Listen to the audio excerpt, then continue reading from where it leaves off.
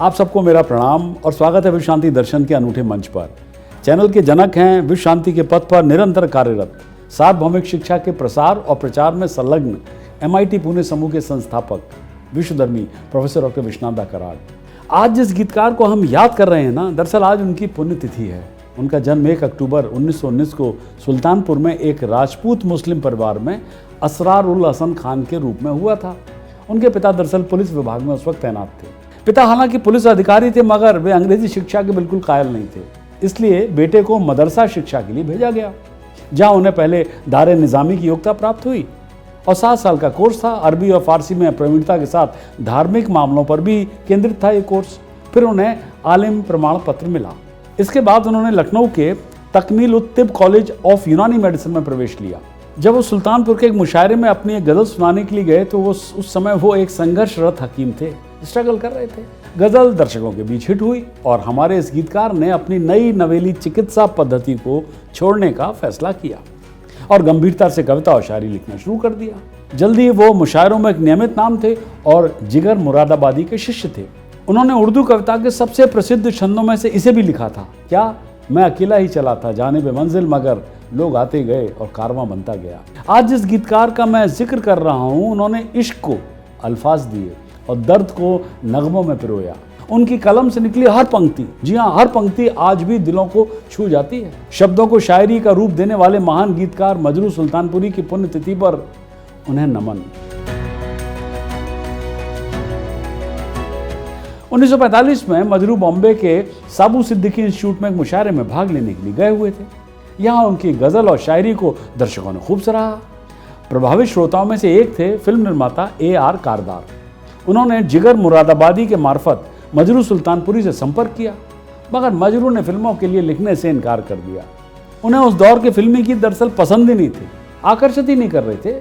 लेकिन जिगर मुरादाबादी ने यह कहते हुए मना लिया कि फिल्में अच्छा भुगतान करेंगी और मजरू को उनके परिवार को अच्छी आर्थिक मदद भी मिलेगी। इसके बाद प्रोड्यूसर कारदार उन्हें संगीतकार नौशाद के पास ले गए, जिन्होंने इस युवा लेखक की परीक्षा ली। उन्होंने मजरू को एक धुन दी और उसे मीटर में लिखने के लिए कहा। तब मजरू ने लिखा, क्या जब उसने गेसू बिखराए बादल आए झूम के। नौशाद को लिखे हुए ये बोल पसंद आए और उन्होंने मजरू को 1946 की फिल्म शाहजहां के लिए गीतकार के रूप में साइन कर लिया।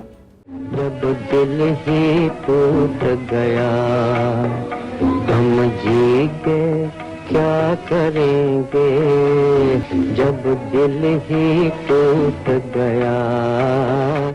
फिल्म के गाने इतने लोकप्रिय हुए कि उस दौर के मशहूर गायक KL सहगल ये चाहते थे कि उनके अंतिम संस्कार में मजरू का लिखा गीत जब दिल ही टूट गया हम जी के क्या करेंगे ये बजाया जाए। फिल्म शाहजहां के बाद S फाजिल की मेहंदी, महबूब खां का अंदाज जो फिल्म थी उनकी, और शाहिद लतीफ़ की फिल्म आरजू आई।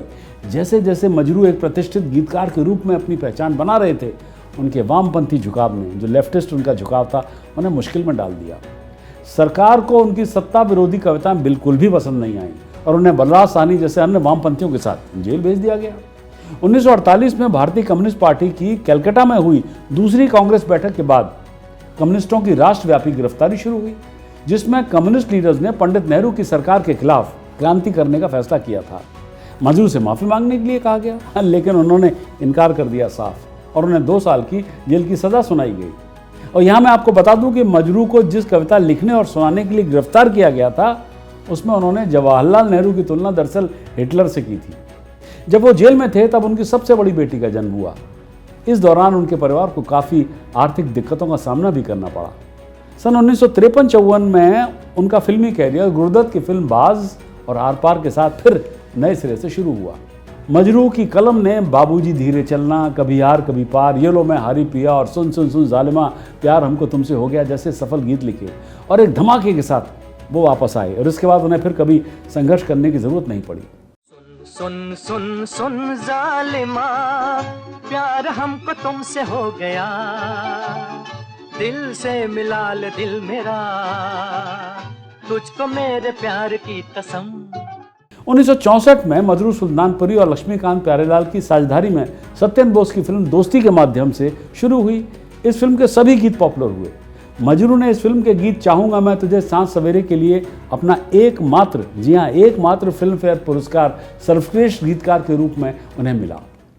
चाहूंगा मैं तुझे सांझ सवेरे, फिर भी कभी अब नाम को तेरे आवाज मैं न दूंगा, आवाज मैं न दूंगा।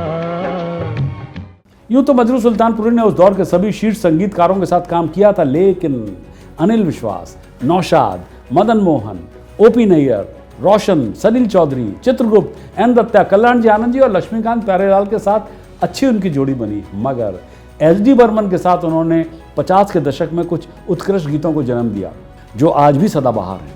एस.डी. बर्मन के साथ उन्होंने पेइंग गेस्ट, 9-2-11, काला पानी, 16वां साल, सुजाता, बॉम्बे का बाबू और ज्वेल थीफ जैसी फिल्मों के लिए गीत लिखे। ये दिल न होता बेचारा, कदम न होते आवारा, जो खूबसूरत कोई अपना हम सफर होता। उनके द्वारा लिखे गए हिट गानों की सूची बहुत बड़ी है, क्योंकि इन सभी फिल्मों में उनके लेखन के लिए कुछ बेहद बारीक संगीतबद्ध गाने थे जो लाइट हार्टेड, छेड़छाड़, चंचल और रोमांटिक थे, जैसे छोड़ दो आंचल, जमाना क्या कहेगा, आंखों में क्या जीरो पहला बादल, या फिर अच्छा जी मैं हारी चलो मान जाओ ना। अच्छा जी मैं हारी चलो मान जाओ ना, देखी सबकी यारी मेरा दिल जलाना। लेकिन इन्हीं फिल्मों में मजरू ने दिखाया कि गंभीर गाने भी वो कितनी खूबसूरती से लिख सकते हैं। मसलन चांद फिर निकला मगर तुम ना आए, हम बेखुदी में तुमको पुकारे चले गए, और साथी न कोई मंजिल वगैरह वगैरह।